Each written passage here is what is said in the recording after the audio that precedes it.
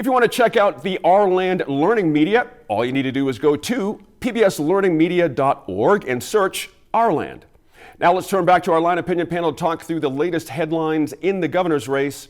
Republican nominee Mark Ronchetti is calling for a referendum on abortion in a recent TV ad. Mr. Ronchetti has advocated for a ban on abortions after 15 weeks of pregnancy, with exceptions for rape, incest, and the risk to physical health of the mother. An Albuquerque Journal poll from just a few weeks ago showed 57% of New Mexicans support few or no restrictions on abortion. So, Merritt, let me start here. Is this something that will resonate with voters, or is Mr. Ronchetti and his team playing on a razor's edge here and hoping to fall on the right side of it? And can they? Well, I think it's a very clever way to insert himself back into the abortion discussion. And I think the governor really felt that she had locked him out. So I think it's a smart play, and it's an appealing message. Hey, I shouldn't make that decision. No politician should. The voters should. Now, the problem is by making it a voter decision, it becomes a constitutional amendment. Right. And then it's a matter of the question. The question would probably be very detailed. And in my view, that's not a constitutional amendment. That's a legislative question.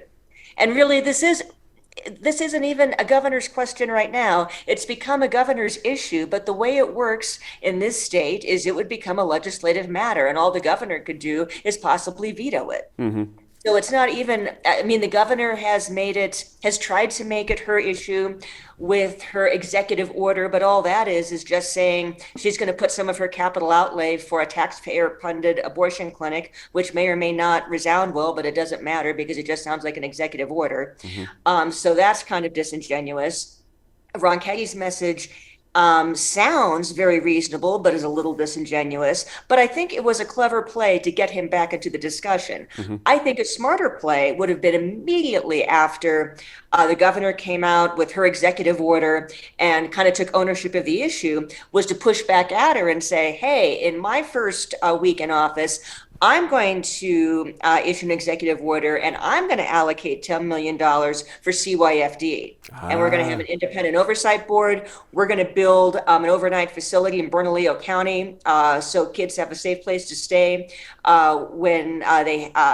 where they don't now when they have to be removed from a home. Mm-hmm. And we're going to hire more caseworkers. Could have really made an unsubtle point to a lot of the right to life base, mm-hmm. and hammered her back on CYFD. That moment's passed, and I don't know that this is going to give him the legs that he was really looking for, but I think it was a clever way to insert himself back into the discussion. Mm-hmm. Interesting point there. You let a gap sort of play out. It gets filled quickly. That's a very good point.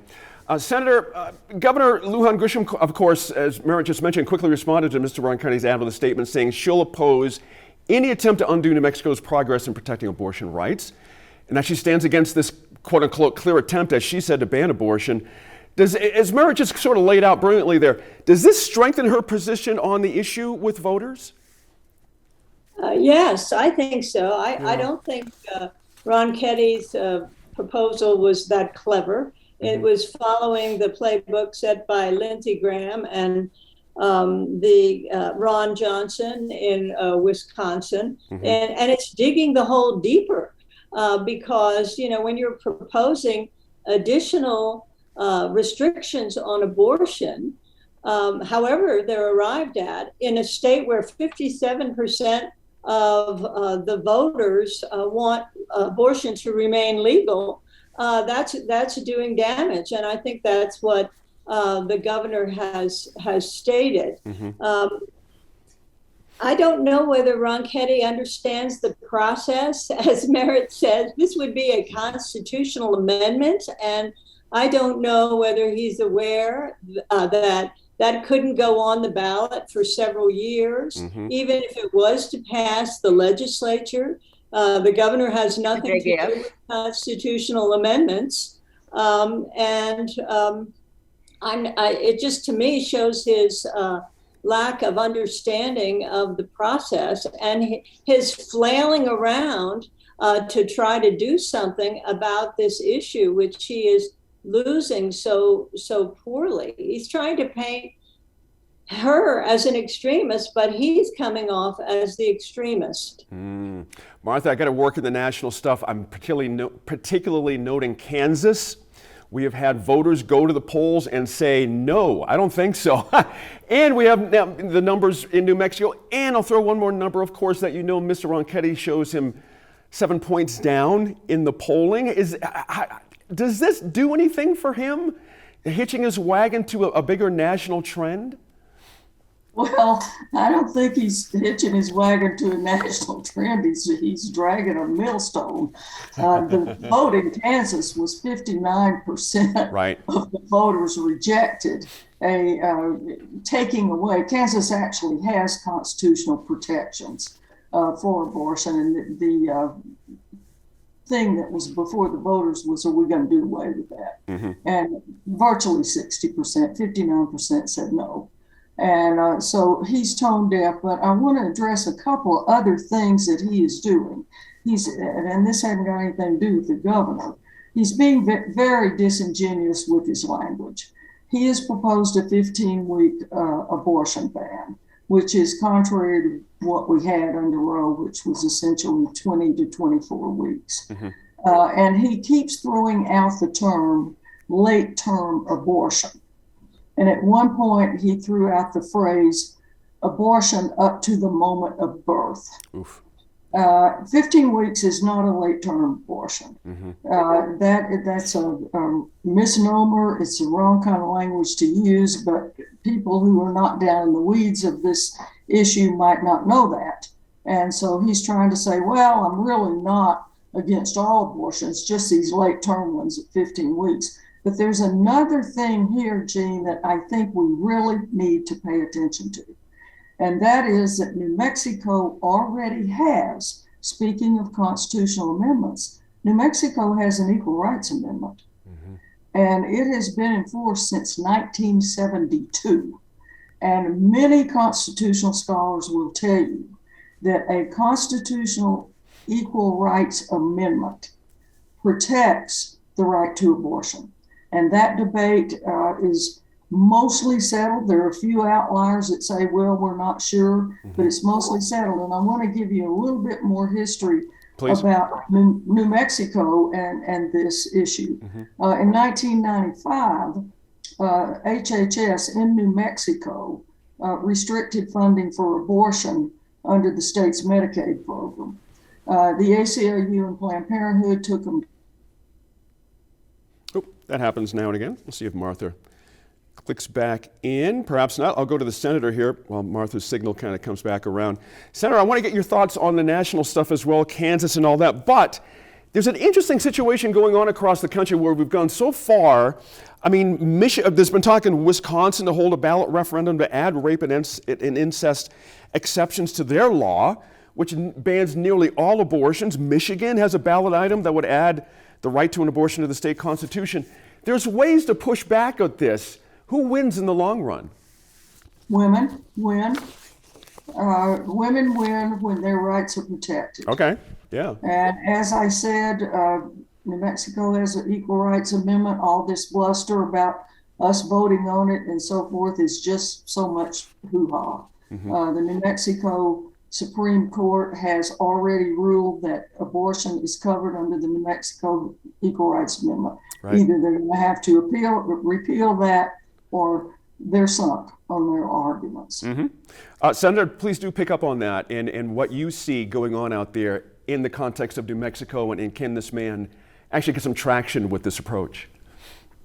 Well, I think that various sides try to use the referendum process for their own end. And as Martha said, in New Mexico, even if there was and we don't have a referendum process in New Mexico, we just have a constitutional amendment process. Mm-hmm. But even if let's say we did, and it passed, it most likely would be struck down by the Supreme Court.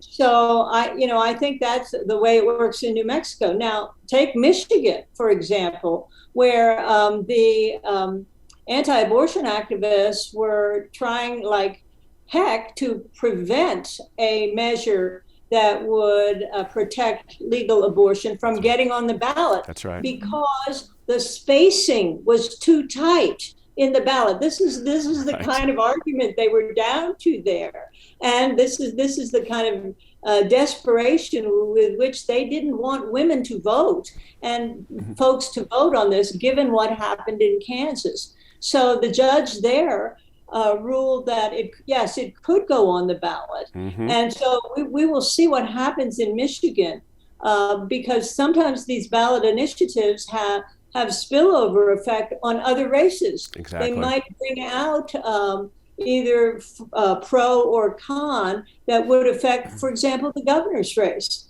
in Michigan, which is very heated. Exactly right. Merritt, I got a crazy question for you, but what happens if Mr. Ronchetti wins? Do you really see him pushing to have this added, to the ballot? I'm curious. I don't see abortion rights changing regardless of who wins the governor's race, because the way things stand in New Mexico, abortion rights are decided by the legislature.